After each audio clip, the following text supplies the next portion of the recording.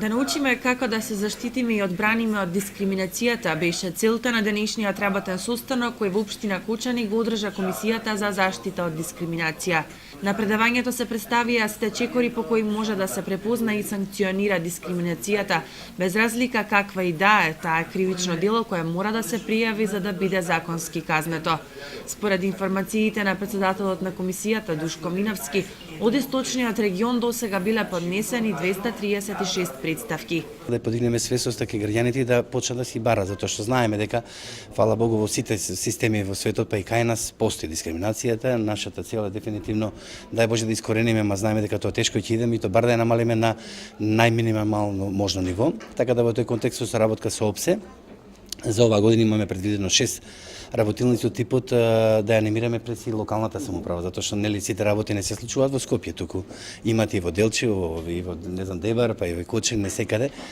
Имаме за жал дискриминација и во тој контекст фактички самиот наслов на темата е на посетата е меѓуинституционална соработка и анимирање на институциите на локално ниво како крајна цел да оние што партиципираат во јавната администрација, кои што работат, кои имаат допирни точки со граѓаните, со контактите, да предизвикаме кај нив пред се мали лични процеси на размислување, затоа што некогаш може и правиме дискриминација да не сме ни свесни за тоа. Од Кочани немало, во регионот да, во регионот имало Виница и така натаму во селата имало, имам 236 представки. Од тие, значи, во 10%, околу 20 нас сме утврдиле дека има дискриминација и токму заради тоа и сакаме да кажеме, знаете, во праксата, во секојдневното живење се среќаваме со повреда на одредени човекови права, на детски права, на права на жени, на возраст и така натаму.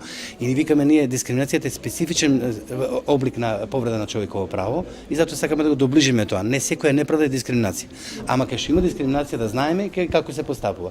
Значи тоа се механизмите за постапување, народниот правобранител и ние, фала Богу и судовите, и основни и уставниот и така натаму, така да овој контекст се повише афирмативна работилницата за ширење на тој антидискриминаторски концепт во Република Македонија. Миновски вели дека следуваат уште многу обуки, работилници и состаноци од ваков тип, кои и во иднина ќе криваат свеста на граѓаните ширум државава, за тие полесно да се информираат за правата кои ги поседуваат и за кои можат да се изборат под закрила на надлежните и законодавството.